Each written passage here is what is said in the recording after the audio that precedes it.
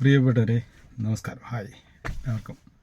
ഇന്ന് ഞാൻ വന്ന വിഷയം എന്താണെന്ന് ചോദിച്ചാൽ, ആധാർ കാർഡ് ഇന്ന് ഏതൊരാവശ്യത്തിനും, സർക്കാരിൻ്റെ ആവട്ടെ പ്രൈവറ്റ് ആവട്ടെ, ഏതൊരാവശ്യത്തിനും വളരെ വളരെ അത്യാവശ്യമുള്ളൊരു സാധനമാണ് ആധാർ കാർഡ്.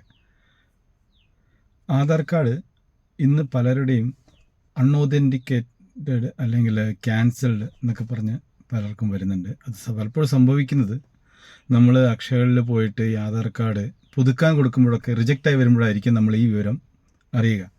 അപ്പോൾ അത്തരം കേസുകളിൽ അക്ഷയക്കാരെയോ അല്ല അത് ചെയ്യുന്ന എൻറോൾമെൻറ്റ് ഏജൻസിയെ നിങ്ങൾ കുറ്റം പറഞ്ഞിട്ട് കാര്യമില്ല. അവർക്കും അതിനെപ്പറ്റി അറിവുണ്ടാവില്ല. ഇത് ചെയ്ത ശേഷമായിരിക്കും നിങ്ങൾക്ക് ആ മെസ്സേജ് റിജക്റ്റഡ് എന്നും പറഞ്ഞു വരിക.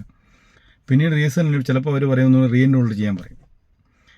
റീഎൻറോൾ ചെയ്ത് വീണ്ടും അത് റിജക്ഷനിലേക്ക് തന്നെയാണ് ഒട്ടുമിക്കതും പോകുന്നത്. അതിന് പ്രധാന കാരണം എന്താണെന്ന് ചോദിച്ചിട്ടുണ്ടെങ്കിൽ, കുറച്ചു കാലമായിട്ട് നിങ്ങൾ ആധാർ കാർഡ് എന്തെങ്കിലും ഒരു ഉപയോഗത്തിന് ഉപയോഗിക്കാതിരിക്കുക, അല്ലെങ്കിൽ സർക്കാർ പറഞ്ഞ പോലെ അപ്ഡേറ്റ് ചെയ്യാതിരിക്കുക. അങ്ങനെ ഈവൻ ഒരു പ്രിൻറ്റിന് ഒരു OTP എടുത്താൽ തന്നെ അത് ഓട്ടോമാറ്റിക്കായിട്ട് ആക്റ്റീവ് ആയിരിക്കും. അതല്ലെങ്കിൽ ഒരു കുറച്ച് കാലത്തിന് ഈ ആധാർ കാർഡ് ഒരു കാര്യത്തിന് ഉപയോഗിച്ചില്ലെങ്കിൽ സിസ്റ്റം മനസ്സിലാക്കുന്നത് ഒന്നുകിൽ നിങ്ങൾ ആ സ്ഥലത്തില്ല, അതല്ലെങ്കിൽ നിങ്ങൾ മരണപ്പെട്ടു പോയി എന്ന് മനസ്സിലാക്കിയിട്ടാണ് അത് കുറച്ച് കാലം ഓൺ ഹോൾഡ് വെക്കുകയും പിന്നീട് ഗ്രാജുവലി അത് ക്യാൻസലായി പോവുകയാണ് ചെയ്യുന്നത്.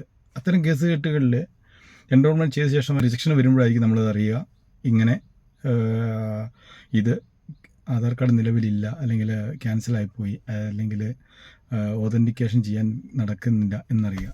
ഇത്തരം കേസ് നമുക്ക് ചെയ്യാൻ ഇത്രയേ ഉള്ളൂ, നമ്മൾക്ക് പുതിയ ആധാർ കാർഡ് എടുക്കുക എന്നാണ് ഇപ്പോഴത്തെ സിസ്റ്റം പറയുന്നത്. ചിലപ്പോൾ നാളെ മാറിയേക്കാം.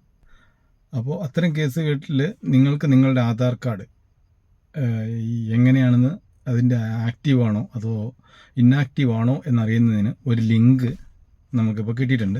ആ ലിങ്ക് ഞാൻ താഴെ കമൻറ്റ് സെക്ഷനിൽ കൊടുത്തിട്ടുണ്ട്. ഓക്കെ, അപ്പോൾ ആ ലിങ്ക് എടുത്തിട്ട് നിങ്ങളുടെ ആധാർ കാർഡ് കൊടുക്കുക.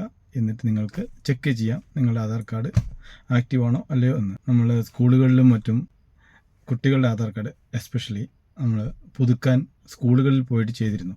കളക്ടറുടെ നിർദ്ദേശപ്രകാരം ചെയ്ത ഒരു കാര്യമാണ്. പല സ്കൂളുകളും സഹകരിച്ചപ്പോൾ കുറേ സ്കൂളുകൾ സഹകരിച്ചിട്ടില്ല ഇത്തരം കാര്യം. അപ്പോൾ ഈ 5 വയസ്സിന് പുതുക്കാത്ത പല ആധാറുകളും ഇപ്പോഴത്തെ ഒരു 10 വയസ്സിന് ശേഷം അത് ഇന്നാക്റ്റീവായിട്ട് പോവുകയാണ്.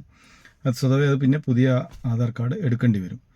അപ്പോൾ മാതാപിതാക്കൾ ശ്രദ്ധിക്കുക, 5 വയസ്സായും 15 വയസ്സിനും കുട്ടികൾ നിർബന്ധമായും ആധാർ കാർഡിൽ ബയോമെട്രിക് ചെയ്തിരിക്കണം.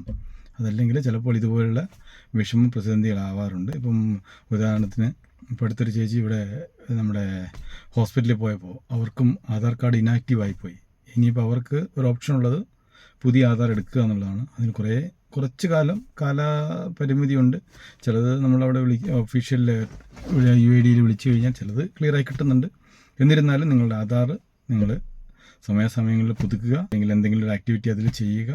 അതല്ലെങ്കിൽ ഇതേപോലെ വിഷമ പ്രതിസന്ധികൾ ഉണ്ടാകാൻ ഇടയുണ്ട്. അപ്പോൾ ഞാനൊരു ലിങ്ക് ഷെയർ ചെയ്തിട്ടുണ്ട്. ആ ലിങ്കിൽ വന്ന്, അല്ലെങ്കിൽ ആ ലിങ്ക് പറയാൻ കഴിയില്ല, അപ്പോൾ ആ ലിങ്ക് ഞാൻ ഇതിൻ്റെ കൂട്ടത്തിലിടാം.